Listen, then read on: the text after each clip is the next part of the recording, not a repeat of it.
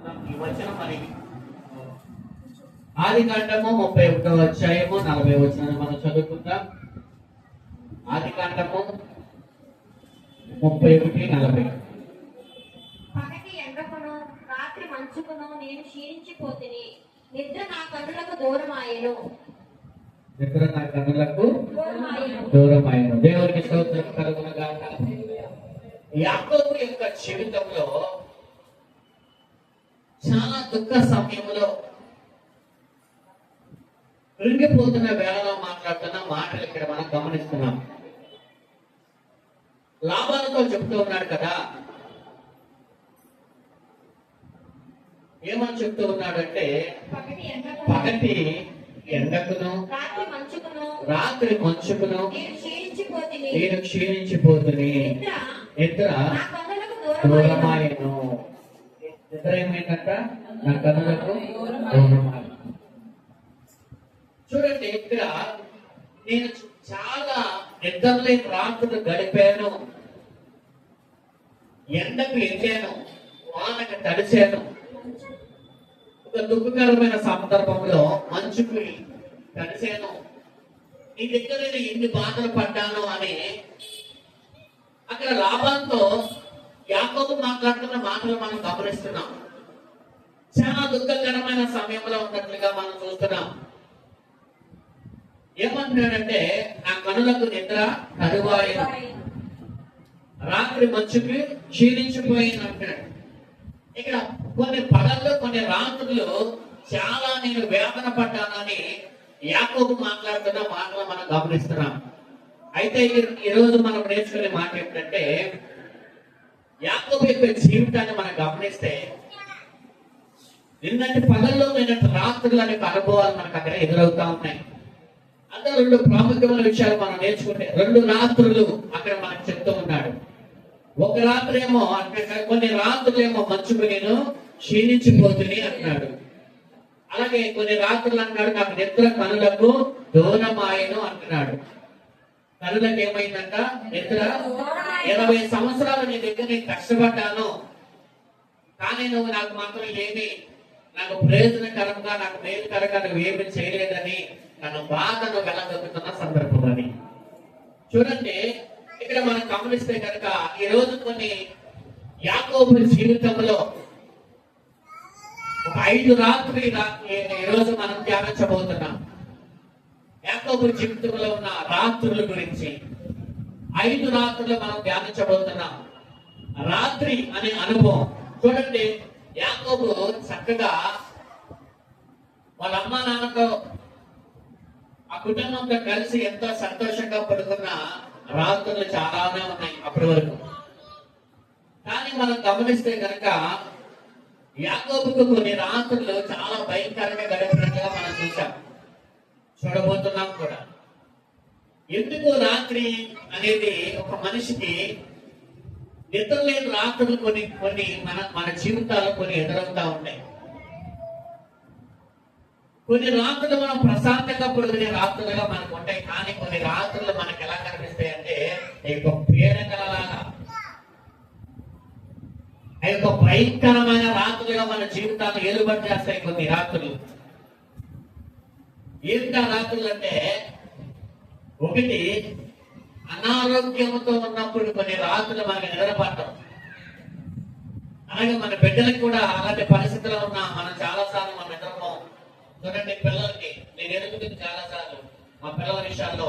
వాళ్ళకి చిన్నప్పుడు జలుబు చేసినప్పుడు వాళ్ళు పడుకోరు అసలు. వాళ్ళకి ముక్కు కింద అడ్డుపడిపోతా ఉంటుంది. అడ్డుపడిపోయినప్పుడు వాళ్ళు నిద్రపోకుండా ఏడుస్తూ ఉంటారు. ఆ రాత్రి అంతా మనం ఏం చేస్తాం చెప్పండి? జాగారం చేస్తానే ఉంటాం. లేదా ప్రతి వారికి కూడా అనుభవాన్ని అనేది పొందుకునే ఉంటారు. రాత్రులు పిల్లల కోసం జాగారం చేస్తూ కనులకు నిద్రకరమైన దూరం కూడా వైద్యం కూడా మనకి చాలా ఎదుగుతుంది. కొన్ని రాత్రులు నిద్రకి దూరం అవడానికి కారణం ఏంటంటే, కొన్ని బంధాలు దూరం అయినప్పుడు, కొన్ని బంధాలు మనకు దూరమైనప్పుడు మన కళ్ళలోకి నిద్రకరం అవుతా ఉంటది. రాత్రి యొక్క తీవ్రత ఏంటో ఆ సమయంలో మనకు అర్థమవుతా ఉంటది. ఆ రాత్రి ఎంత భయానకరంగా ఉంటుందో మనకు అర్థమవుతా ఉంటది. ఒక్కొక్క రాత్రి మనకి మంచిగా చక్కగా ఉంటుంది, కానీ కొన్ని రాత్రులు మనకి ఏం కలుగుతాయంటే బంధాలు దూరమైన వేళ అర్థమవుతుంది. కొన్ని రాత్రులు ఎంత భయానకరంగా ఉంటుందో మనకి అర్థమవుతా ఉంటాయి అన్నమాట. అయితే ఈ రోజు మనము ఒక 5 రాత్రులు మనం ధ్యానించబోతున్నాం. యాకోబు జీవితంలో ఉన్న 5 రాత్రులు. మొదటిది మనం చూద్దాం. 28వ అధ్యాయం, ఆది కాండంలోనే ఉండాలి. ఇంకా ఆది కాండము 28వ అధ్యాయము 10 నుంచి 11 వచనాలు మనం చదువుకుందాం. యాకోబు ఆ, బేర్షెబా నుండి బయలుదేరి ఆ. హారాను వైపు వెళ్ళుచు ఒక చోట చేరి పొద్దుకింపినందున అక్కడ ఆ రాత్రి నిలిచిపోయి ఆ చోటి రాళ్ళలో ఒకటి తీసుకొని తనకు తలగడగా చేసుకొని అక్కడ పండుకొనెను. చూడండి, ఒక రాత్రి ఇక్కడ మనకి యాకోబు జీవితంలో ఒక రాత్రి. ఆ రాత్రి జరిగింది ఏంటయ్యా అంటే తన ఇంటి నుంచి బయటకు వచ్చేసిన రాత్రి. తన తండ్రి దగ్గర అన్న దీవులను కొట్టేసిన రాత్రి. కొట్టేసిన తర్వాత అన్న ఎక్కడ చంపుతాడని చెప్పి వాళ్ళ అమ్మగారు పంపించేశారన్నమాట. అలా పంపించేసిన తర్వాత వాళ్ళ అమ్మ చెప్పింది కదా, అందరికి చూడండి తలపైకెత్తి, ఇదిగో మా అన్నయ్య ఒకడు ఉన్నాడు, వెళ్ళు మా అన్నయ్య దగ్గరికి వెళ్ళు. ఎక్కడికి? హారాను. హారాను ఎవరున్నారంటే చెప్పండి, లాబాను ఉన్నాడు. ఇల్లు మా అన్నయ్య దగ్గరికి వెళ్ళని చెప్పి పంపించింది అనమాట. ఇప్పుడు యాకోబు యొక్క ప్రయాణము బేర్షెబా నుంచి హారాను వైపు ప్రయాణం చేస్తూ ఉన్నాడు. ఈ ప్రయాణంలో ఒక చోట ఆగాడు. ఆ రాత్రి అయిందనమాట. ఆ రాత్రి అయినప్పుడు ఎక్కడ ఆగేదో కూడా తెలియని ఒక ప్రదేశం. ఇప్పుడంటే చూడండి, మనం ఎక్కడున్నా సరే గూగుల్ ఏం చేస్తున్న ఫోన్ లో మనకి చెప్పేస్తుంది లొకేషన్, మన పలానా ప్రాంతంలో ఉన్నామని. కానీ అప్పుడేం తెలిసింది? అప్పుడేమో లైట్లు ఉన్నాయా? పోనీ ఏమి లేని ఒక చీకటి కలిగిన ఆ నడుచుకుంటూ వెళ్ళిపోయి అలసిపోయాడంట. అలసిపోయి ఒక చోట ఆగాడు. ఒక చోట ఆగి ఆ అలసట వలన అక్కడ పడుకుందామని ఒక అనుకున్నాడు అనమాట ఒక రాత్రి. చూడండి, అదొక అయోమయము అంధకారమైన రాత్రి. యాకోబు జీవితంలో అదొక అయోమయమైన, అంటే ఏమి ఎక్కడున్నాడో కూడా తెలియని ఒక స్థితి, ఏ ప్రదేశంలో ఉన్నాడో తెలియని ఒక స్థితి, అంధకారం అలుపుకున్న ఒక స్థితి. అప్పటి వరకు గత రాత్రి మనం గమనిస్తే, నా వైపు చూడండి, అందరూ శ్రద్ధగా వినాలి వాక్యాన్ని. గత రాత్రి మనం చూస్తే అంతకు ముందు రాత్రులు ఎలా ఉన్నాయండి? యాకోబు రాత్రులు చక్కగా వాళ్ళ అమ్మ దగ్గర వాళ్ళ నాన్న దగ్గర పడుకున్నాడు మంచిగా. ఏమంటే మంచిగా మంచం మీద ఆ కొద్ద గొప్ప వాళ్ళకి ఉన్నాయి కాబట్టి మంచిగా పరుపు మీద పడుకొని ఉంటాడు. చక్కగా మంచి నిద్రపోయి ఉంటాడు. వాళ్ళ అమ్మా నాన్నల యొక్క ప్రేమ ఉంది, మంచి పడక ఉంది, మంచి ఇల్లు ఉంది. కానీ ఆ తర్వాత బయటికి వచ్చేసిన తర్వాత యాకోబు జీవితంలో ఎదురైన రాత్రి చాలా భయంకరమైన రాత్రి అని నేను చెప్పాను కదా. అన్ని బంధాలకి దూరమైన రాత్రి అది. అన్ని బంధాలు దూరం అయిపోయాయి. మంచిగా పడుకునే మంచం కరువైపోయింది, ఇల్లు కరువైపోయింది. ఒక మాటలో చెప్పాలంటే యాకోబు జీవితంలో ఆ రాత్రి చాలా విషాదకరమైనది, అలాగే భయంకరమైనది. ఎందుకో తెలుసా? ఏది ఎన్నించి వస్తుందో తెలీదు. ఆ చీకటిలో ఏ జంతువు వస్తుందో తెలియదు, ఏ మృగం వస్తుందో తెలియదు, ఏ పాము వస్తుందో తెలియదు, ఏ పురుగు వస్తుందో తెలియదు. ఎందుకంటే కనీసం యాకోబు దగ్గర టార్చ్ లైట్లు ఉంటాయా ఆ కాలంలో? లేదు. ఏమున్నాయి? అప్పుడు మన ఫోన్ అయితే ఫోన్ టార్చ్ లైట్ వేసుకొని వెళ్ళిపోవచ్చు.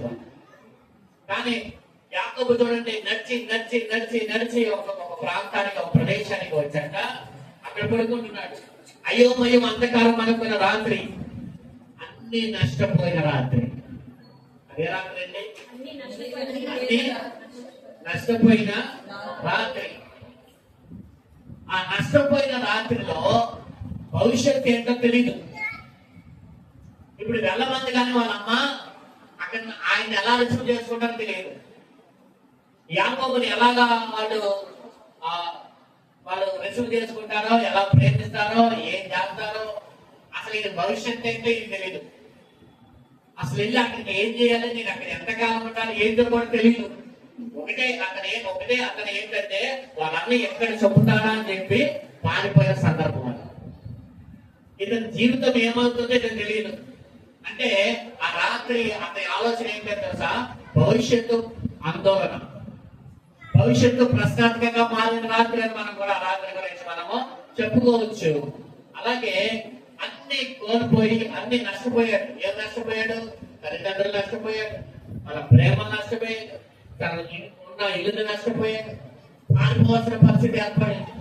ఆలోచన చేయండి, ఇంత భయానకరమైన రాత్రి. మొదటిగా మనకి ఆ రాత్రి మనం ఆలోచన చేస్తే యాకోబు జీవితంలో చాలా భయంకరమైన ఒక పీడకలలాంటి రాత్రి అని చెప్పి మనం చెప్పుకోవచ్చు ఇక్కడ. అయితే చూడండి, ఆ రాత్రి అంతా ఏమి లేకపోతే గనక, చూడండి పడుకోవడానికి ఏమి లేకపోతే ఆ రాత్రి తలగడ చేసుకున్నారంటే, రాయి తలగడ ఎలా మారుతుంది అసలు? తిండి గట్టిగా ఉంటేనే మనం తలకేమొస్తుంది మేడం? చూడండి, తిండి గట్టిగా లేకపోతేనే మనకి పొద్దున కల్లా మెడనొప్పి వస్తుంది. కానీ పడుకోవడానికి చిన్న పక్క బట్టలు లేవు, చిన్న బొంత కూడా లేదు, చిన్న దుప్పడ లేదు, తలదాడ లేదు, ఏమి లేదు. ఆ రాత్రి యాకోబుకి ఒక రాత్రి తలగడగా పెట్టుకొని ఆ రాత్రి పడుకున్నాడంట యాకోబు. దేవునికి స్తోత్రం చెప్పండి. ఇంటి తలుపులు మూయబడిన రాత్రి, ఇంటి తలుపులు మూయబడ్డాయి. భవిష్యత్ ఏంటో తెలియదు, అన్ని నష్టపోయిన రాత్రిగా ఉంది. ఎవ్వరు లేరు, ఎవ్వరు కూడా పలకరించేవారు లేరు, అతనిని ఆదరించేవారు కనబడట్లా, మనుషులు ఎవ్వరు కనపడని రాత్రి. గుర్తు పెట్టుకోండి, ఆ రాత్రి అతని ఇంటి తలుపులు మూయబడిన వేళ పరలోక తలుపులు తెరవబడ్డాయి యాకోబుకి. దేవునికి స్తోత్రం కలుగును గాక. ఏం తెరవబడ్డాయండి? పరలోక తలుపులు తెరవబడి యాకోబు జీవితంలో దేవుడు తన వాగ్దానాన్ని చేయబోతున్నాడు. దేవునికి స్తోత్రం కలుగును గాక. హల్లెలూయా. చూడండి, అన్ని నష్టపోయిన వేళ, భవిష్యత్తు ఆందోళనకరంగా ఉన్న సమయంలో దేవుడు ఏం చేస్తాడు తెలుసా? వాగ్దానమునిచ్చి దేవుడు తన చరిత్రను తిరగరాయబోతున్నాడు. దేవుడికి స్తోత్రం కలుగును గాక. హల్లెలూయా. అన్ని నష్టపోయాడు, అన్ని కోల్పోయాడు, ఇంటి తలుపులు మూయబడ్డాయి, భవిష్యత్తు ప్రశ్నార్థకంగా మారిపోయింది. ఆ రాత్రి దేవుడు యాకోబుకు ఒక దర్శనాన్ని చూపిస్తూ ఉన్నాడు. దేవునికి స్తోత్రం కలుగును గాక. చూడండి, వాక్యంలో మనం చూస్తే 13లో కనపడుతుంది. 12 చదవండి. అప్పుడు అతడు ఒక కల కనెను. అందులో ఒక నిచ్చెన భూమి మీద నిలబడి ఉండెను. దాని కొన ఆకాశం ఉండెను. దాని మీద దేవుని దూతలు ఎక్కుచూ దిగుచుండిరి. మరియు యెహోవా దానికి పైగా నిలిచి, నేను నీ తండ్రి అయిన అబ్రహాము దేవుడను, ఇస్సాకు దేవుడైన యెహోవాను, నీవు పట్టుకొని ఉన్న ఈ భూమిని నీకును నీ సంతానానికి ఇచ్చేదను. నీ సంతానము భూమి మీద లెక్కకు ఇసుక రేణువుల వలెను. దేవునికి స్తోత్రం కలుగును గాక.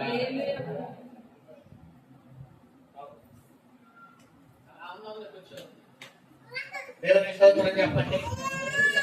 ఎప్పుడైతే చూడండి, అందరూ చూడాలి, ఆ రాత్రి యాకోబు జీవితంలో అంత భయంకరంగా ఉంది కదా. తలుపులు మూయబడ్డాయి, ఇంటి తలుపులు. బయటికి వెళ్తే అన్ని నష్టపోయాడు, భవిష్యత్తు ప్రశ్నార్థకంగా మారిపోయింది, బంధాలు దూరం అయిపోయిన రాత్రి. ఆ రాత్రి యాకోబును దేవుడు దర్శించాడు. దేవునికి స్తోత్రం కలుగును గాక. హల్లెలూయా. అన్ని నష్టపోయినా, అన్ని కోల్పోయినా, ఇంటి తలుపులు మోయబడిన యాకోబుకి పరలోక తలుపులు తెరవబడినాయి అంట దర్శనములు. దేవునికి స్తోత్రం. ఆ కలలో ఒక నిచ్చెన కనపడిందంట యాకోబుకి. ఆ నిచ్చెన నుంచి పైకి కిందకి దేవునికి స్తోత్రం కలుగు. నిచ్చెన దేనికి సాదృశ్యంగా ఉందో తెలుసా? ఎక్కడానికి సాదృశ్యంగా ఉంది. దేవునికి స్తోత్రం కలుగును గాక. నిచ్చెన దేనికి సాదృశ్యంగా ఉంది తెలుసా? దిగడానికి సాదృశ్యంగా ఉంది. ఈ రెండు అర్థాలు ఏంటో తెలుసా? నిచ్చెన మనకైతే మనము ఎక్కడానికి, అదే నిచ్చెన దేవుడికి మన దగ్గరికి రావడానికి. దేవునికి స్తోత్రం చెప్పండి. అలాగైతే నిచ్చెన ఎప్పుడైతే ఇచ్చాడో అంటే దాని అర్థం ఏంటంటే యాకోబును దేవుడు హెచ్చించబోతున్నాడు. దేవునికి స్తోత్రం కలుగును గాక. అదే సమయంలో యాకోబుని దేవుడు ఆదరించడానికి దేవుడి కిందకి దిగి వస్తున్నాడు. ఆ నిచ్చెన యొక్క అర్థం అది. అంటే ఆ నిచ్చెన ఎవరికి సాదృశ్యంగా ఉందంటే మన ప్రభువైన యేసయ్యకి సాదృశ్యంగా ఉంది ఆ నిచ్చెన. అదే నిచ్చెన మీద ఏమిటంటే యాకోబును దర్శించడానికి దేవుడు వచ్చాడు. అదే నిచ్చెన దేనికి సాదృశ్యంగా ఉంటే యాకోబును దేవుడు హెచ్చిస్తాను అనడానికి ఒక సాదృశ్యంగా మనం నేర్చుకోవచ్చు. దేవునికి స్తోత్రం చెప్పండి అందరూ కూడా. చూడండి, ఒక రాయి తలగడగా తీసుకొని పడుకోనుంటే అక్కడికి దేవుడు తన వాగ్దానం తీసుకొని వచ్చాడు. దేవుడు ఏం చేశాడంట? వాగ్దానాన్ని తీసుకొని వచ్చాడు. చూడండి, వాగ్దానము ఆ ప్రతికూల రాత్రి దేవుడిని తెలుసుకున్నాడు యాకోబు.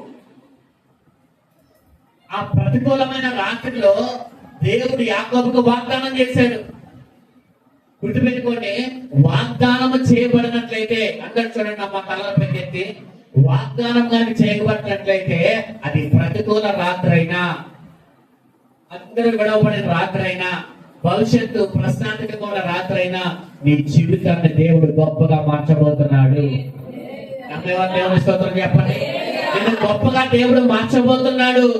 చూడండి, యాకోబు జీవితంలో తన తల్లిదండ్రులకు దూరం అయిపోయిన రాత్రి ఉంది. ఒక్కడే ఉన్నాడు రాత్రిలో. చీకటి, భయంకరమైన చీకటి అనుకున్న రాత్రిలో ఉన్నాడు. అలాంటి సమయంలో ఎవరు దర్శించాడంటే దేవుడు దర్శించాడు. హల్లెలూయా. చూడండి, ఒక మాట చెప్తాను. రాత్రి వేళలో మనం ఎవరికి కనబడకపోవచ్చు, ఎవరో మనకి కనబడకపోవచ్చు, కానీ దేవునికి కనబడతారు. దేవునికి స్తోత్రం చెప్పండి. ఎవరు కనబడతావు నువ్వు? ఏ మనుషుడికి నువ్వు కనబడకపోవచ్చు. ఎన్నో రాత్రులు నువ్వు ఏడుస్తూ మంచం యొక్క పరుపు తడిపి ఉండొచ్చు, కానీ ఎవరు నేను చూడలేదు ఆ రాత్రులు. కొన్ని రాత్రుల జీవితంలో నువ్వు గడిపి ఉండవచ్చు. ఈ రోజు ప్రభు అంటాడు, నువ్వు రాత్రులు కాచిన కన్నీరు, నువ్వు ఏదైతే బాధతో నువ్వు మిగిలి ఉన్నావో దేవుడు అంటున్నాడు, నీకు వాగ్దానము చేశాను కాబట్టి నీ వాగ్దానము నీ పక్షముగా ఆ ప్రతికూలతలు నేను ఎలా చేస్తానంటే అనుకూలతలుగా మారుస్తానని దేవుడు మాట్లాడుతూ ఉన్నాడు. యాకోబు జీవితంలో ప్రతికూలత దేవుడు అనుకూలతలుగా మార్చినట్లుగా, ఆ కాలరాత్రులు దేవుడు అద్భుతమైన రాత్రులుగా మార్చినట్లుగా మన జీవితాల్లో కూడా దేవుడు మార్చునుగాక. ఎందుకంటే నీ కన్నీరు రాత్రి కాచే కన్నీరు, నువ్వు నలిగే నలుగుడు, నువ్వు పడే బాధ ఎవరు చూడకపోయినా ఈ పగలు పరిశుద్ధాత్మ దేవుడు చెబుతున్నాడు, నేను నిన్ను చూశాను అని చెబుతున్నాడు ప్రభు. నీ పక్షముగా ఆయన కార్యములు చేసే దేవుడు అయి ఉన్నాడు. హల్లెలూయా. ఎవరు చూస్తున్నారు? యాకోబు బాధ. చక్కగా అమ్మ నాన్న దగ్గర పడుకున్నాడు అంతకు ముందు మంచిగా, కానీ ఇప్పుడు చూస్తే ఒక్కడే మిగిలిపోయాడు. ఒక్కడే రాత్రి మిగిలిపోయాడు. బంధాలు దూరం అయిపోయి అన్ని నష్టపోయాడు. చివరిగా భవిష్యత్తు ప్రశ్నార్థకంగా ఉంది. ఆ సమయంలో దేవుడు దర్శిస్తున్నాడు. హల్లెలూయా. గుర్తుపెట్టుకోండి, దేవుడు ఎప్పుడు కూడా దేవుని బిడ్డలందరూ విడిచిపెట్టాడు. కొన్ని మన జీవితాల్లో అన్నాడు నీ తండ్రి.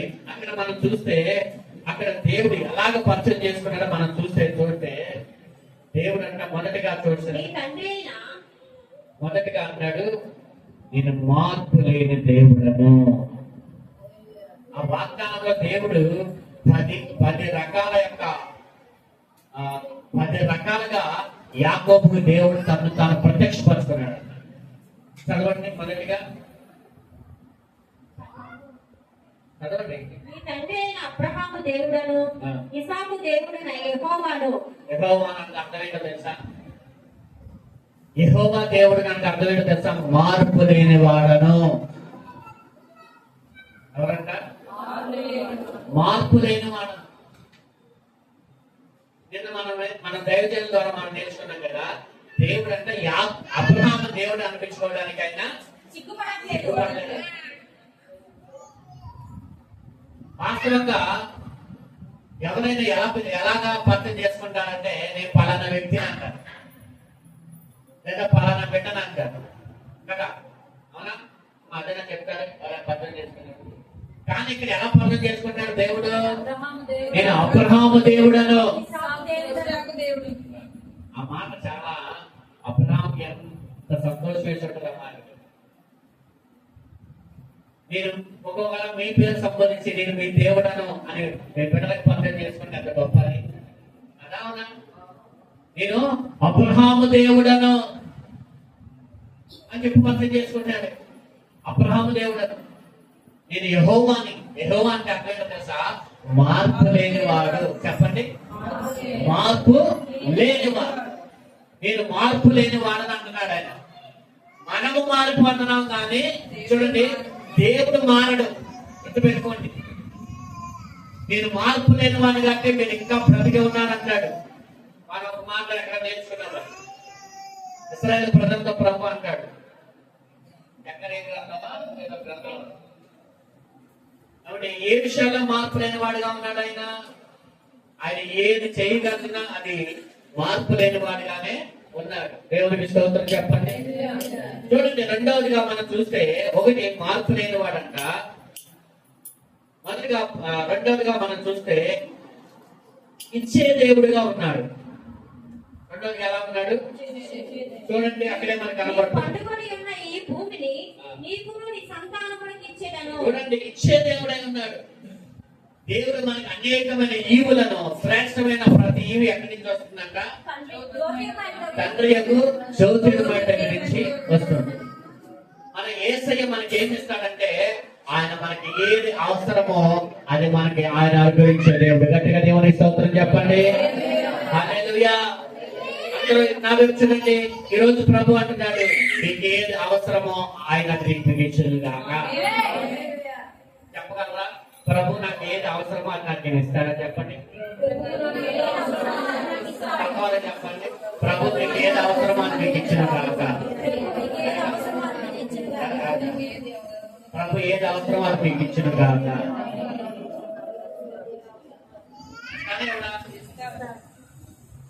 మీ అవసరతలు ఏది అడిగితే అది ప్రభు మీకు ఇచ్చిన కాక. కీర్తన గ్రంథంలో ఉంది కదా, తన ప్రియులు నిద్రిస్తుండగా వారికి ఆయనకి ఇచ్చుచున్నాడు. 127 అనుకుంటా. చూడండి, కీర్తన 127 కీర్తనలో ఒక మాట ఉంటుంది.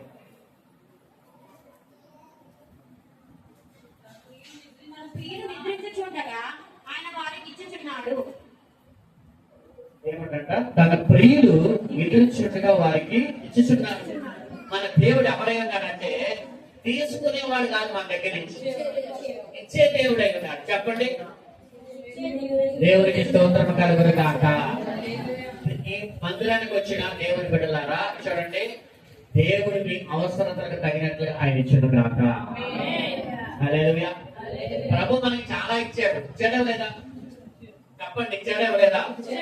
ఏది ఇచ్చాడు చెప్పండి. దేవుడు మనకి చాలా ఇచ్చాడు ప్రభు. చాలా మంది ప్రభు నాకు ఏమి ఇచ్చాడు అని దేవుడు మనకు చదువుతా ఉంటారు, కానీ ప్రభు మనకి చాలానే ఇచ్చాడు. నువ్వు సజీవ లెక్కలో ఉన్నావంటే అది దేవుడు ఇచ్చిన ఆయుష్ కదా. అలాగే ప్రభు ఏమి ఇచ్చాడంటే తన ప్రాణాన్ని ఇచ్చాడు. ఇవ్వలేదా మనకి? తన రక్తాన్ని ఇచ్చాడు,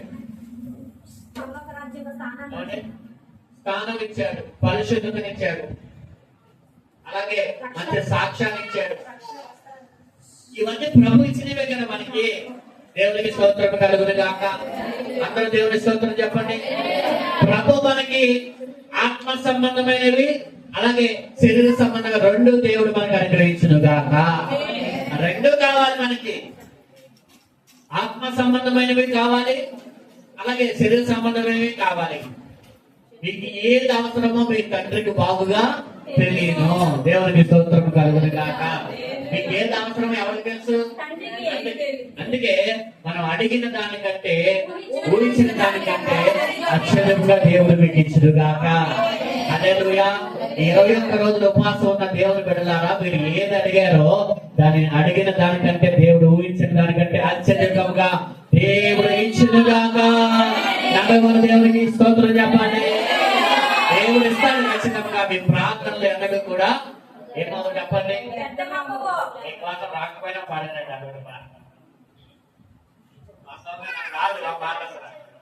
కానీ దేవుడికి స్తోత్రం. దేవుడు ఖచ్చితంగా మనకి ఇస్తాడు.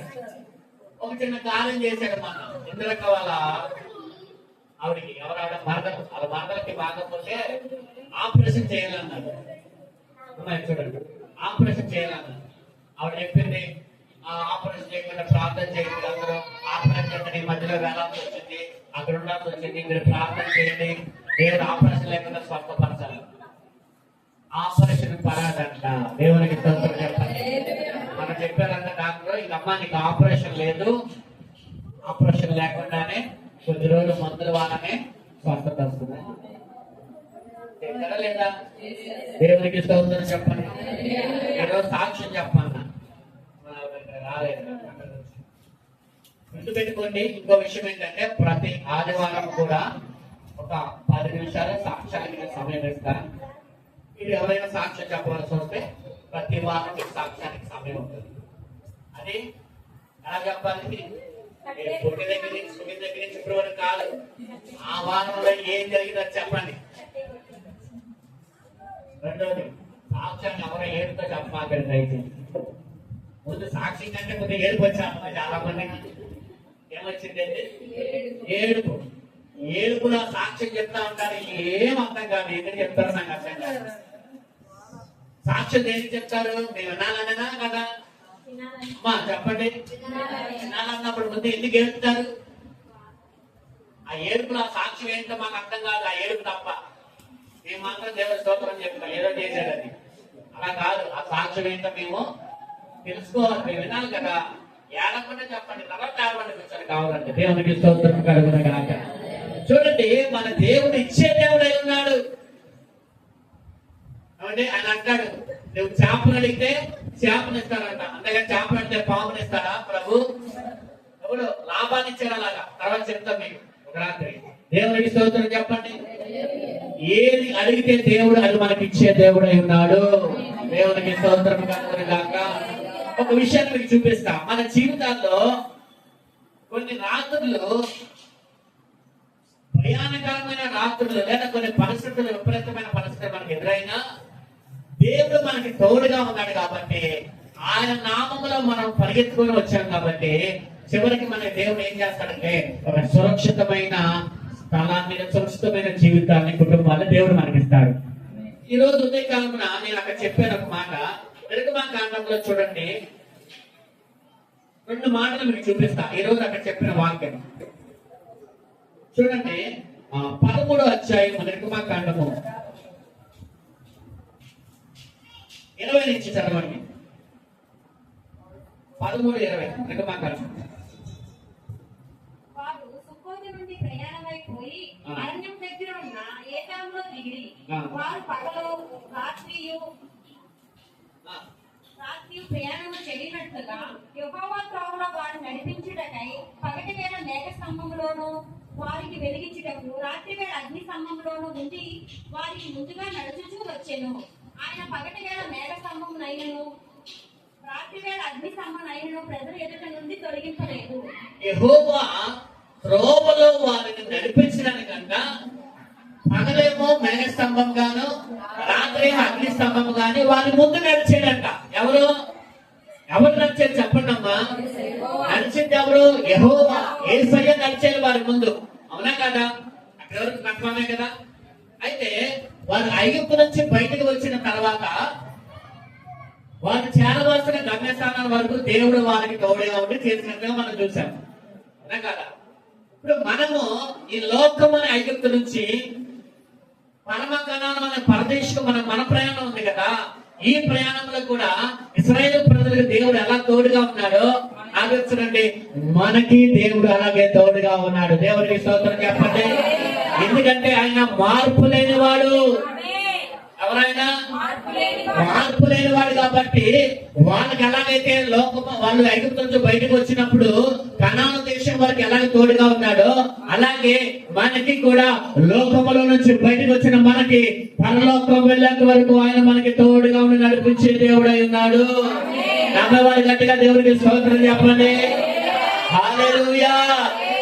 అయితే మనం గమనించవలసింది ఏంటంటే, మళ్ళా మనం ఇంకో వాక్యం చదువుకుంటాం. 15:22 చదవండి. నిర్గమకాండం. మోషే ఎర్ర సముద్రం నుండి జనులు సాగచేయగా ఆ. వారు శూరు అరణ్యంలోకి వెళ్లి ఆ. దాంట్లో 3 దినములు నడిచిరి. ఆ. అచ్చట వారికి నీళ్లు దొరకలేదు. ఆ. అంతలో వారు మారాకు చేరి ఆ. మారా నీళ్లు చేతైనవి కనుక ఆ. వారు ఆ నీళ్లు త్రాగలేకపోయేది. చూడండి, వాళ్ళంతా శూరు అరణ్యంలోకి వచ్చారంట. అందరూ అమ్మ జాగ్రత్తగా చూడాలి. శూరు అరణ్యంలోకి వచ్చారు. 3 రోజులు నడిచారంట అరణ్యంలో. ఈ 3 రోజులు వాళ్ళకి ఏం దొరకలేదంటే నీళ్లు దొరకల. వాళ్ళకి ఒక కరువు వచ్చింది అక్కడ. ఏదో ఒక కొరత. ఏం కొరత? నీళ్లు కొరత. ఏం కొరత? నీళ్లు కొరత. సరే అని చెప్పి ఆ 3 రోజుల ప్రయాణం అయిన తర్వాత వాళ్ళు ఎక్కడికి వచ్చారంటే మానా దగ్గరికి వచ్చారు. మానాలో నీళ్లు ఉన్నాయి. మానాలో నీళ్లు ఉన్నాయి, కానీ మానా నీళ్లు చేదు నీళ్లు. ఆ నీళ్ళు ఎలా ఉన్నాయంట? చేదుగా ఉన్నాయి. అక్కడేమో 3 రోజులు దాహంతో వచ్చారు. చూడండి చూడండి అందరూ 3 రోజులు దాహంతో వచ్చిన వాళ్ళకి ఎంత దాహం వేసి ఉంటది. 3 రోజులు మంచిని కూడా తాగలేకపోతే ఎలా ఉంటారు దాహం? అలాంటి దాహంతో అబ్బా చక్కగా నీళ్ళు దొరికినాయి అనుకునేసరికి ఆ నీళ్ళు ఎలా ఉన్నాయంటే చేదుగా ఉన్నాయి. ఇక చూడు వాళ్ళకి ఎంత కోపం వచ్చి ఉంటదంటే మోషే మీద అడుగుతా ఉన్నారు, ఏంటయ్యా నీళ్ళు, మాకు నీళ్ళు లేవు, ఏం లేవు. నేను అంటాను, దేవుడు వారికి తోడుగా లేదా? అమ్మా వాక్యాన్ని మీరు గమనించాలి. దేవుడు వారికి తోడుగా లేడా? ఉన్నాడా లేదా? చదివామా లేదా? పగలు ఎలా ఉన్నాడు ఆయన? రాత్రి ఎలా ఉన్నాడు? మరి వాళ్ళ జీవితంలో దేవుడు ఎదురుగా నడుస్తున్నప్పుడు కూడా దేవుడు వారికి ముందు నడుస్తున్నాడంట. అలా నడుస్తున్నప్పుడు కూడా వారి జీవితాల్లో ఏమొచ్చిందంటే కరువు వచ్చింది, లేకొచ్చింది, కొరత వచ్చింది. అలాగే వాళ్ళ నీళ్లు తాగుదాం చోటుకి వెళ్ళేసరికి దొరక నీళ్లు దొరికినాక ఆ నీళ్ళు ఏమన్నా అలా ఉన్నాయంట. చూడండి, బాగా కరువులో ఉండి బాగా ఇబ్బందిలో ఉండి అబ్బాయి ఎవరో ఒక సాయం చేస్తారనుకుంటే వాడు కాస్త ఏం చేశాడు? అలా ఉంటుంది పరిస్థితి. చుట్టూ అందరూ మనోళ్ళే, కానీ మన అవసరం మాత్రం లేదు. అదే అర్థమైందా? చుట్టూ నీళ్లు ఉన్నాయి, కానీ తాగడానికి పనికిరా నీళ్ళే. చుట్టూ అందరూ మనోళ్ళే, కానీ అవసరం మాత్రం లేదు. మెంగలేవు, అక్కలేవు, తాగలేరు, తాగకుండా ఉండలేదు. మానానికి అదే. ఆ బాధను భరించలేవు, ఎవరికి చెప్పలేవు. బాధను భరించలేవు, ఎవరికి చెప్పలేవు. తాగాలి, దాహం వేస్తుంది బాగా, కానీ తాగాలంటే తాగలేవు. చూడటానికి నీళ్ళు ఉన్నాయి, కానీ ఎందుకు పనికిరావు. చాలా మంది ఉంటారు, కానీ ఎందుకు మనకి ఉపయోగపడే స్థితి అన్నమాట. మారా వాళ్ళ జీవితంలో ప్రభు వారికి తోడుగా ఉన్నా వారికి కొరత ఏర్పడింది. ప్రభు వారికి తోడుగా ఉన్నా వారికి మాన ఎదురైందని మన సంగతి మనం గుర్తు పెట్టుకోవాలి. దేవునికి స్తోత్రం చెప్పండి. ప్రభు వారికి తోడుగా లేడా? ఉన్నాడు కదా. ఉన్నా మరి కొరత ఏంటి? చాలా మంది అంటారు దేవుడు మనకు తోడుగా ఉన్నా నాకేంటంటే పరిస్థితులు, మరి వాళ్ళకి దేవుడు తోడుగానే ఉన్నాడమ్మా. వాళ్ళకి ఎదురుగా నడుస్తా ఉన్నాడు, వాళ్ళకి కళ్ళ కనబడుతున్నాడు, మనకైతే కనబడట్లేదు. కానీ వాళ్ళకి రుజువేంటి?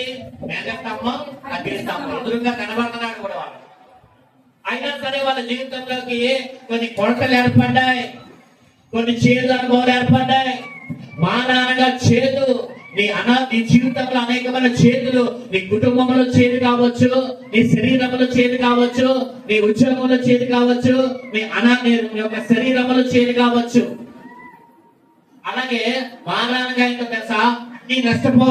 అన్ని నష్టపోవటమే మారా అంటే. ఎలా చెప్పగలరంటే నయోమి దానికి ఉదాహరణ. నయోమి మోయాబు దేశం నుంచి బెత్లెహేము వచ్చినప్పుడు అంట అందరూ చూస్తాకు వచ్చారు. చూడండి అమ్మా, అందరూ చూస్తాకు వచ్చారు నయోమి దగ్గరికి. నయోమి ఎలా ఉన్నావమ్మా? నయోమి ఎలా ఉన్నావు? ఏం చేస్తున్నావు? ఎలా ఉన్నావు? ఆరోగ్యం బాగుందా? ఎలా ఉన్నావు అంటే ఈ నయోమి అన్నది అని నయోమి అని పిలవద్దు నన్ను మారా అని పిలవద్దు. ఎందుకు మారా? ఏంటి మారా? భర్త చనిపోయాడు, బిడ్డలతో చచ్చిపోయాడు, 3 మారిపోయింది. మారా అంటే అర్థమైంది చేదైన జీవితం. మారా అంటే ఏంటి? అన్ని నష్టపోవడం. మారా ఏంటి?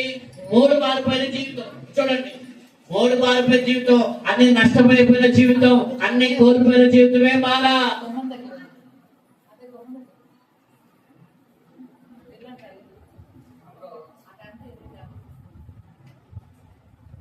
చూడండి, అన్ని నష్టపోయిన వేళ అలాంటి మారా అనుభవంలోకి వచ్చేసారు వాళ్ళు. దేవునికి స్తోత్రం చెప్పండి. అన్ని కోల్పోయిన వేళ నయోమి అంటే అన్ని నష్టపోయానండి. నా బిడ్డలు నష్టపోయాను, నా భర్త నష్టపోయాను, నా ఇంట్లో ఉన్న సంతోషం నష్టపోయాను, నా ఇంట్లో ఆనందం కోల్పోయాను, మూడు బారిపోయి మిగిలాను, ఒంటరి జీవితాన్ని అనుభవిస్తున్నాను. నన్ను నయోమి అని పిలవద్దు. ఎందుకో తెలుసా? నయోమి అన్న పేరుకి అర్థం ఏంటంటే మధురమైనది. చెప్పండి, మధురమైన దానిగా వెళ్ళాను, నేను చేదుగా తిరిగి వచ్చాను, మానగా తిరిగి వచ్చాను, మూడు బారుగా తిరిగి వచ్చాను. నన్ను మానాన్ని పిలవండి. గుర్తుపెట్టుకో, నువ్వు మానాగా తిరిగి వచ్చినా నువ్వు వచ్చింది ఎక్కడికో తెలుసా? నువ్వు దేవుని సన్నిధికి తిరిగి వచ్చావు. దేవునికి స్తోత్రం కలుగునుగాక. నువ్వు వచ్చింది ఎక్కడికంటే బెత్లెహేముకి తిరిగి వచ్చావు. నువ్వు బెత్లెహేము తిరిగి వచ్చినప్పుడు దేవుడు ఏం చేస్తాడంటే మారా అనుభవం మధురముగా మార్చగలవు నీవు. చెప్పండి, మారా అనుభవం మధురముగా మార్చగలవు నీవు. మహోన్నతుడా నీ కృపలోనే నివసించుగా నా జీవిత ధన్యతయున్నది. మహోన్నతుడా నీ కృపలో నేను నివసించుగా. మహోన్నతుడా నీ కృపలో నేను నివసించుగా. నా జీవిత ధన్యతయున్నది. ఆమేన్. అది తెలిసి పాట ఏమనుకోమా, అది తెలిసి నాకు మొదటి పాట రాదు, నాకు భయమేసింది. దేవునికి స్తోత్రం చెప్పండి. ఆయన మహోన్నతుని యొక్క ఏమంటారు మనం, ఆయన కృపలో మనం ఉంటే నీ చేదు ఏమవుతుందో తెలుసా? నీ కొరత ఏమిటో తెలుసా? మధురముగా నా దేవుడు మార్చునుగాక.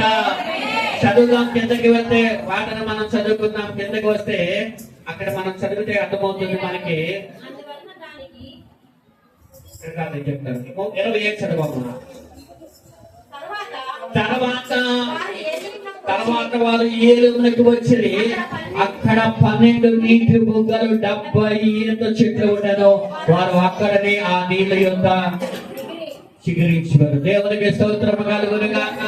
అంత మాత్రమే కాదు, ఆ పై వచనంలో మనం చదివితే కనుక ఆ చేదు నీళ్ళలో ఏం జరిగిందో తెలుసా? ఒక చెట్టుని వేయమన్నాడు దేవుడు. దేవునికి స్తోత్రం కలుగునుగాక. ఎప్పుడైతే చెట్టు వేశానో చేదు ఎలా ఉందంట?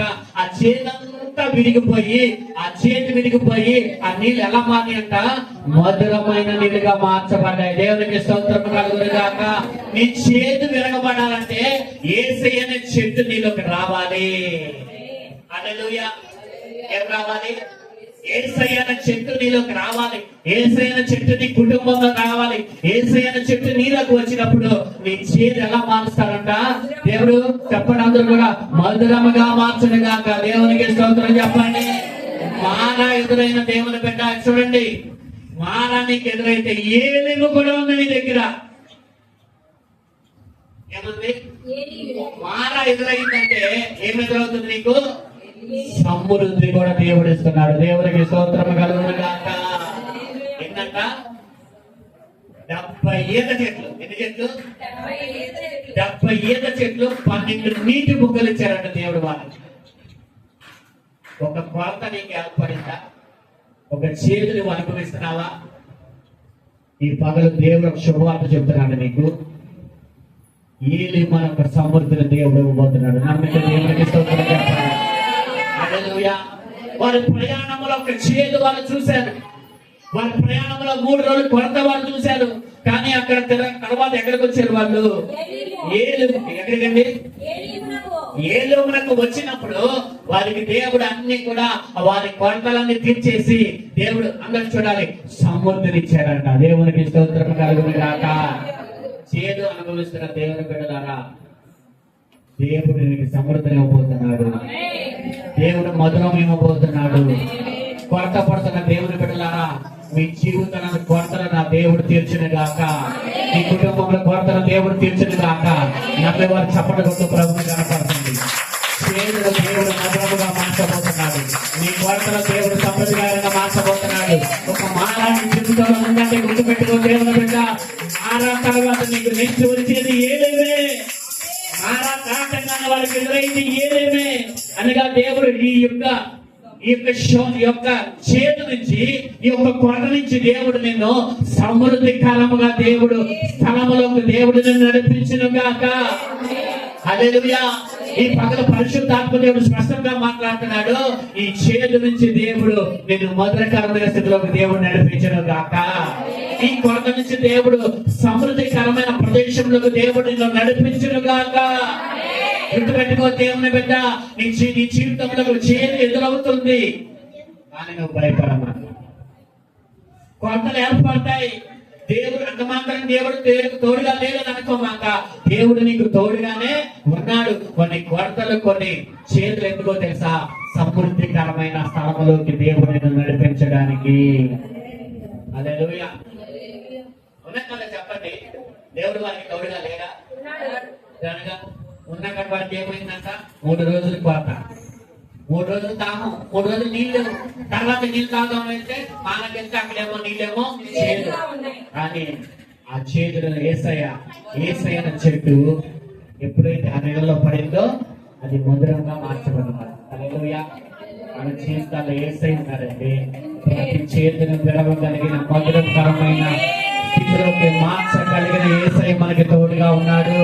మనం ఏ స్థితిలో భయపడాల్సిన పని లేదు. ఏ పరిస్థితికి మనం భయపడాల్సిన పని లేదు. ఏ స్థితికి నువ్వు కృంగిపోవాల్సిన పని లేదు. ఈ రాత్రి నీకు బాధాకరమైన రాత్రిగా ఉండొచ్చేమో, నువ్వు కృంగిపోయిన రాత్రిగా ఉండొచ్చేమో, బంధాలన్నీ కూడా దూరమైన రాత్రిగా ఉండొచ్చేమో, భవిష్యత్తు ప్రశ్నార్థిగా ఉన్న రాత్రిగా ఉండొచ్చేమో. యాకోబు నువ్వు భయపడమాక, నీకు ఒక వాగ్దానం చేస్తూ ఉన్నాను అన్నాడు యేసయ్య. ఏం చేస్తానంటే వాగ్దానం చేస్తున్నారు. 5 రాత్రులు 1 రాత్రి అయింది ఈరోజు. దేవునికి స్తోత్రం. చూడండి ఎలా పరిచయం చేసుకుంటున్నాడు ప్రభు అంటే, నేను మార్పు లేని వాడను. రెండోది ఎలా పరిచయం చేసుకుంటాడంటే, నీకు ఇచ్చే దేవుడు ఏమిస్తాడంట? సమృద్ధి. అబ్రహాముకి ఇచ్చే దేవుడు. 24 అబ్రహాము ఉత్తరైపోయినప్పుడంట అన్ని విషయాల్లో అబ్రహాము దీవించబడ్డాడు. గుర్తుపెట్టుకోండి, నా దేవుడు ఏది ఇచ్చినా కొరతతో ఇచ్చేవాడు కాదు, కొరతతో ఇచ్చేవాడు కాదు, అన్ని సమృద్ధిగా ఇచ్చే దేవుడై ఉన్నాడు. నమ్ముతారా? నమ్మితే దేవునికి స్తోత్రం చెప్పాలి. పాడి ఆయన సమృద్ధిని ఇస్తాడండి. కొరతలతో వదిలిపెట్టేవాడు కాదు. సగమిచ్చి అయ్యా నీకు సగమిచ్చి ఇది ఎవరైనా నాకు చెప్పలేవాడు కాదు. వృద్ధాప్యంలో కూడా 100 సంవత్సరాల వయసులో కూడా అబ్రహాము అడిగితే దేవుడు అబ్రహాముకి బిడ్డనిచ్చాడు. ఒక మాట చెప్పనా, నీ గురించి అవసరమైతే ప్రకృతిని కూడా మార్చగలిగిన వాడు మన యేసయ్య. అవసరమైతే నీ గురించి ఏం చేస్తాడు? ప్రకృతినైనా మార్చుతాడు. సైన్స్ కూడా మార్చాడు కదండి అబ్రహాము విషయంలో. అది జరగదు. అది లోకపరంగా సైన్స్ పరంగా అయితే జరగదు అది. కానీ దేవుడు దానిని కూడా ఏం చేశాడు? మార్చాడు. దేవుడు కృప నీకుంటే, దేవుని దయ నీ మీద ఉంటే నీ కోసం దేనైనా మారుస్తాడు. ఎప్పటి నుంచో ఎన్ని సంవత్సరాల నుంచి పడి ఉన్నారంట కోనేరు దగ్గర? 38 సంవత్సరాల నుంచి. అక్కడ క్రమమైంది, దేవదూతలు వచ్చి నీళ్ళు కలిగించాలి, అందరం పచ్చి దగ్గర. కానీ యేసయ్యకి ఆ వ్యక్తి మీద కృప కలిగిందంటే, ఆ వ్యక్తి మీద దయ కలిగిందంటే.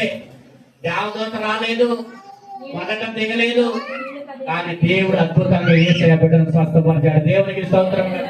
ఆ వ్యక్తి వరకు అక్కడ జరిగే క్రమాన్ని కూడా మార్చేశాడు యేసయ్య. అంతేనా లేదా?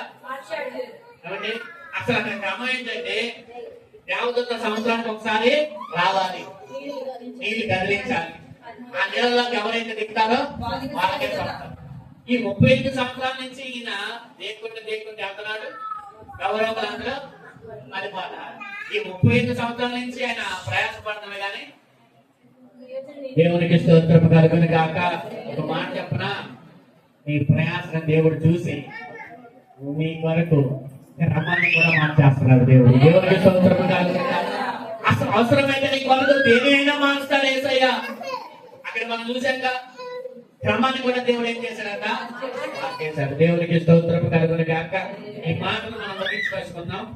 చూడండి, అక్కడ వాగ్దానము మనకు ఇచ్చే దేవుడు ఉన్నాడు.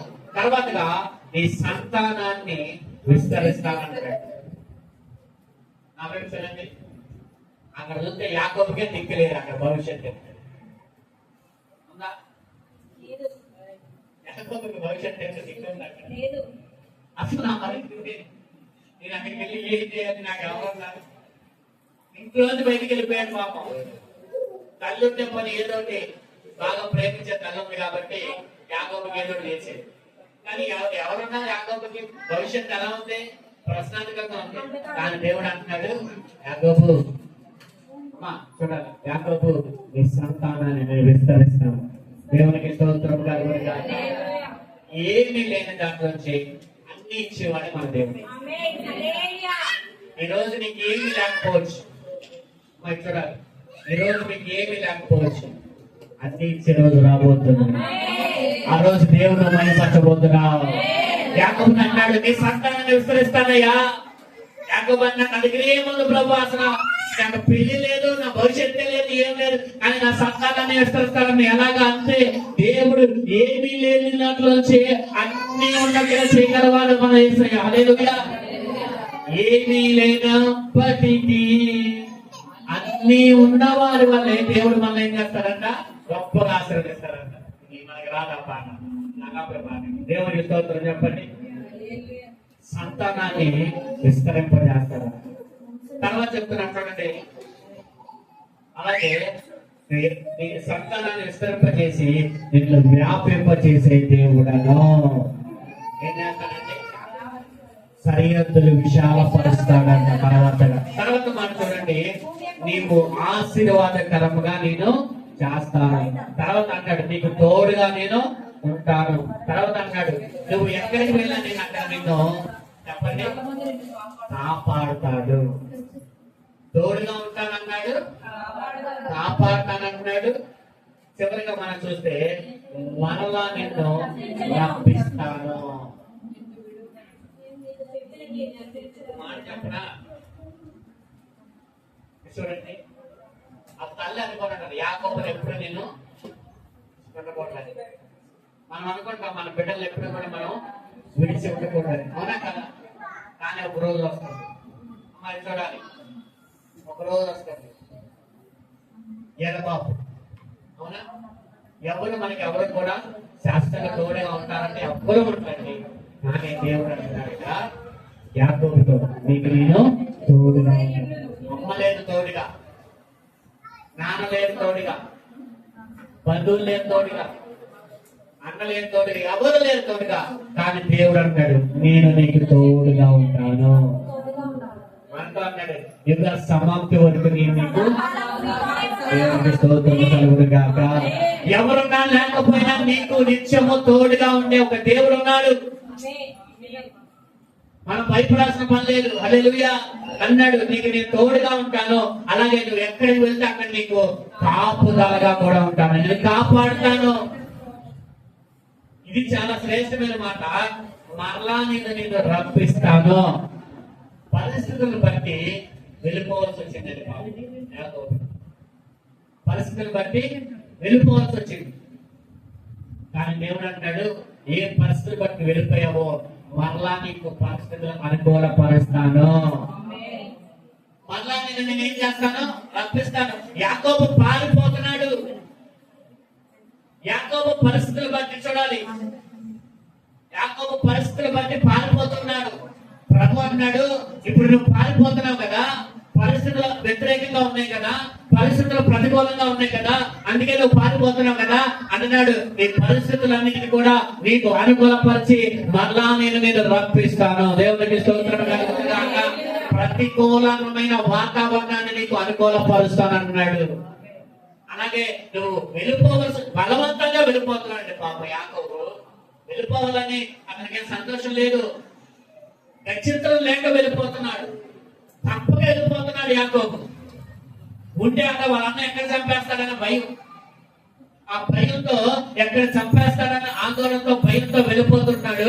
కానీ ప్రభు అన్నాడు, నువ్వు ఇప్పుడైతే పారిపోతున్నావు కదా, పరిస్థితిని బట్టి వెళ్ళిపోతున్నావు కదా, గచ్చితంలోకి వెళ్ళిపోతున్నావు కదా, మరలా నేను తీసుకొచ్చి నేను ఇక్కడ మరలా నేను స్థిరపరుస్తాను. దేవునికి స్తోత్రం కలుగును గాక. ఏదైతే కోల్పోయాడు యాకోబు నువ్వు కోల్పోయిన దాన్ని నేను తిరిగి ఇస్తాను అన్నాడు దేవుడు. హల్లెలూయా. ఈ రోజు ప్రభు సన్నిధిలో ఏదైతే నువ్వు నష్టపోయావో, ఏదైతే నువ్వు కోల్పోయావో తిరిగి నా దేవుడు నీకు దయచేయను గాక, యేసయ్యకి తిరిగి ఇచ్చును గాక. ఈ రోజు నువ్వు నష్టపోయిన వాటి కొరకు, కోల్పోయిన వాటి కొరకు దేవుని సన్నిధిలో నువ్వు మొరపెడితే దేవుడు మరలా నీకు అన్నిటిని కూడా ఆయన ఇచ్చే దేవుడు అయి ఉన్నాడు. ఇస్తాడా కూడా చెప్పండి ఖచ్చితంగా. ఎందుకంటే ఎవరున్నా నీకు తోడుగా? యేసయ్య వాగ్దానం ఉంది. చివరిగా నేను విడువను, నువ్వు నన్ను వదిలిపెట్టాలి కానీ నిన్ను మాత్రం నేను విడిచిపెట్టాను. దేవునికి స్తోత్రం కలుగును గాక. చూడండి, మొదటి రాత్రి అనుభవంలో కొన్ని ప్రతికూలతలు వచ్చినా కూడా యాకోబుకి దేవుడు వాగ్దానం తోడుగా ఉన్న రాత్రి. ఎవరు తోడుగా ఉన్నారు? వాగ్దానము తోడుగా ఉంది. వాగ్దానము చేయబడిన వాడు నమ్మదగిన వాడు కాబట్టి అవి ఎంత ప్రతికూలతలైనా నా దేవుడు దానిని అనుకూలంగా మార్చగలిగిన వాడు. హల్లెలూయా. ప్రతికూలంగా రాత్రే యాకోబు దేవుడిని తెలుసుకున్నాడు. యాకోబు అప్పటి వరకు ప్రార్థన చేసి ఉంటాడా? ఏమండి, యాకోబు ఎక్కడ ప్రార్థన చేసినట్టు మనకి ఎక్కడ లేదు. యాకోబు చేశాడు ప్రార్థన, అవునా? దేవుని తెలుసు. ఏమి ఎవరిని చూడలేని రాత్రి, ఆ రాత్రి ఒక నిచ్చిన పరలోకం నుండి దిగి వచ్చి, అనగా ప్రతికూలత సమయంలో దైవ సన్నిధి యాకోబు తోడుగా ఉంది. ఎవరు లేనప్పటికీ, ప్రతికూల పరిస్థితి వచ్చినప్పటికీ యాకోబుకి ఏ సన్నిధి తోడుగా ఉందంట? దైవ సన్నిధి యాకోబుకి తోడుగా ఉంది. యాకోబుని దేవుడు ఆశీర్వదించే వైపు నడిపించాడు. హల్లెలూయా. ఇంకా 4 రాత్రుల గురించి మనం నేర్చుకోవాలి. సమయం అయితే అయిపోయింది. మొదటి రాత్రి చెప్పండి, మనం నేర్చుకున్న మొదటి రాత్రి ఊరు పేరు తెలియని రాత్రి. మొదటిగా మనం నేర్చుకున్న రాత్రి ఊరు పేరు తెలియని ఒక రాత్రి. యాకోబు జీవితంలో ఏం జరిగిందో మనం నేర్చుకున్నాం. ఆ రాత్రి దేవుడు అంత ప్రతికూలమైన వాతావరణంలో బంధాలు, తల్లిదండ్రులు దూరం అయిపోయి, నష్టపోయి, అన్ని కూడా భవిష్యత్తు ప్రశ్నానికగా మారిపోయి, ఏం తెలియని స్థితిలో అలా ఒక రాయి తల కింద పెట్టుకుని పడుకుంటే దేవుడు దర్శించి వాగ్దానం ఇచ్చి బలపరిచి ముందుకు నడిపించాడు. దేవునికి స్తోత్రం కలుగును గాక. దేవుడి ఎవ్వరిని విడిచిపెట్టలేదు. ఏమండి, నమ్మకమైన వారిని, యథార్థంగా నడిచే వారిని, దేవునికి మొరపెట్టే వారిని ప్రభు ఎన్నడూ విడిచిపెట్టడు. హల్లెలూయా. దేవుడు మీకు కొరతలన్నీ తీర్చి ఆయన సమృద్ధిలోకి నడిపించను గాక. చేతంతటి తీసి మధురమైన పరిస్థితులు దేవుడు మనందరికీ దయచేయను గాక. ఈ వాక్యము దేవుడు దీవించను గాక. ఆమేన్. ఈ సమయంలో మరి ఈ వారం ప్రార్థన కోరికలు మనము ప్రకటన మనం చేసుకుందాం. బుధవారం స్త్రీల కోరిక, శుక్రవారం ఉపవాస ప్రార్థన మనకు ఉంటాయి. గమనించండి. మళ్ళీ ఈ వారం సోమవారం కదా 1వ తారీఖు. మళ్ళీ మనం 30 వాయిదాలు మనం తీసుకున్నామని కాదు, మనకి మళ్ళీ నెక్స్ట్ నెల వచ్చేస్తుంది కాబట్టి